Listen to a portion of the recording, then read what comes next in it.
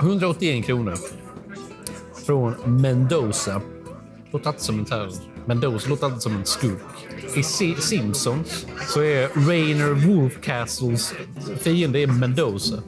Vad fan är Rainer Wolfcastle? Jag ska vara en sån hittepå-version av Arnold Schwarzenegger.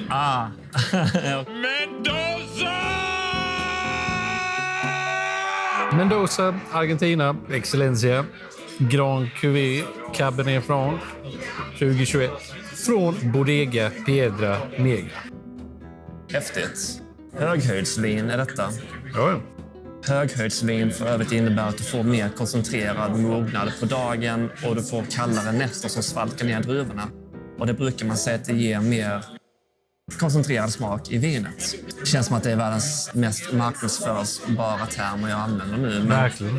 koncentrerad smak. Ja, men vi får se helt enkelt. Koncentrera? Ja, okej. Okay.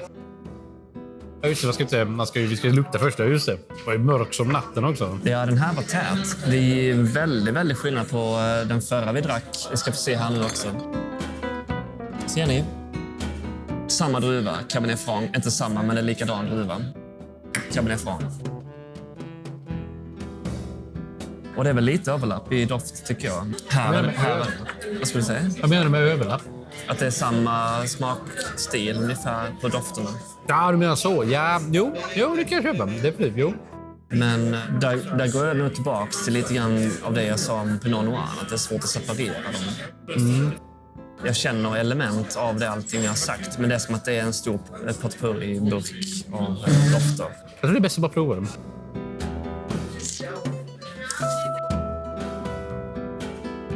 Halledag. Intryck. Ja. För sträv för mig. Ja. Jag tycker också att den är sträv för dig. Alltså jag skulle kunna kopiera och klistra in alla aromer vi sa om det förra och kanske lägga till ett plommon. Men det är också så här... Det har gått igenom en mixer, en blender. Det är som en smoothie av de smakerna. Återigen, jag kan inte separera dem. Jag kan inte lägga dem i en skål för sig. Nej.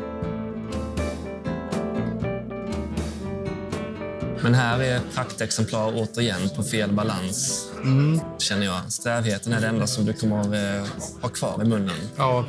Det finns inget minne av någonting annat. Det bara överskuggar allting annat. Och det känns skittråkigt att dricka den här.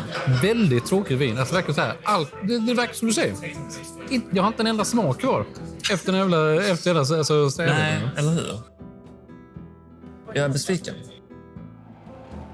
Disappointed! Hade det varit så jävla snålt så hade jag inte druckit upp det.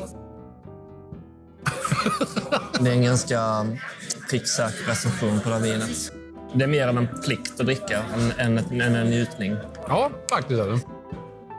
Det här vinet dricker du bara för att du har köpt den.